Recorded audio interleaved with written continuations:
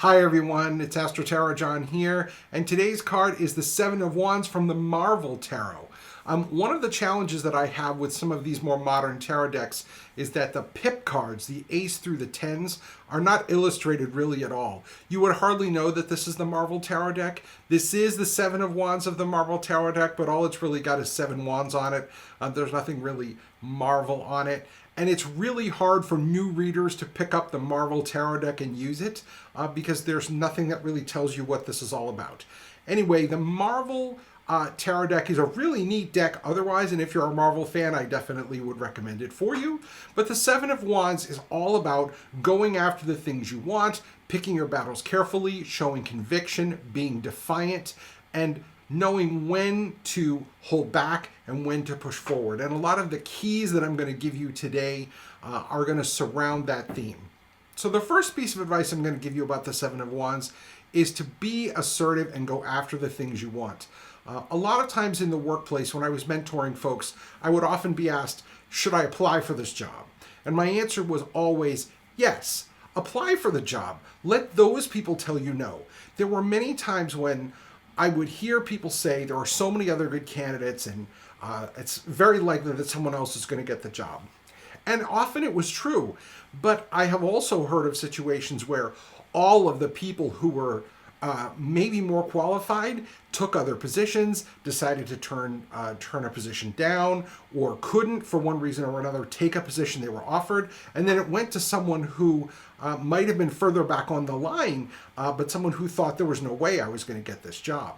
So be assertive, go after what you want, and don't let other people tell you no before you put your resume in or before you ask.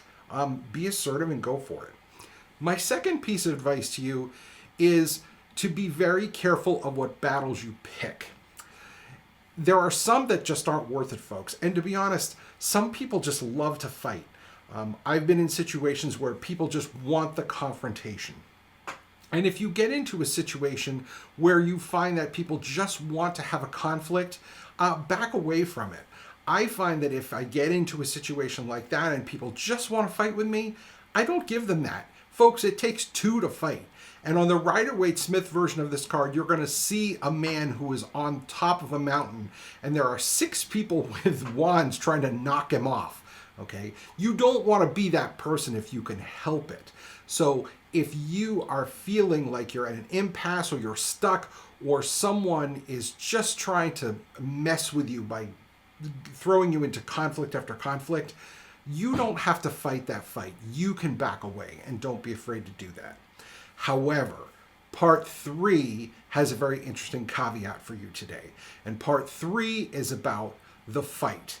If someone brings that fight to your character or your convictions, then you fight it.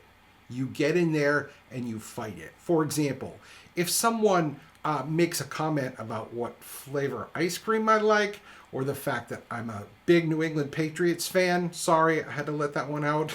Go Patriots this weekend in the Super Bowl, or sports ball, as my wife likes to call it.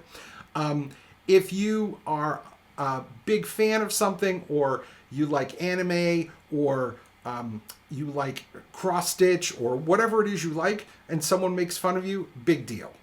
But if you have certain strongly held convictions, like your spiritual beliefs, for example, and someone comes after you for that, or they come after you with any of the isms, that's a big problem, and that you want to fight tooth and nail, and you should never give in to that. So please, you stand up and you defy it if they come after you if it's something that's about who you are. You never back down to that, folks. That's something that you just don't let slide, and I hope you never will. In any case, thanks everybody for listening as always. My name is AstroTarotJohn, and I look forward to seeing you across my table soon, whether virtually or in person.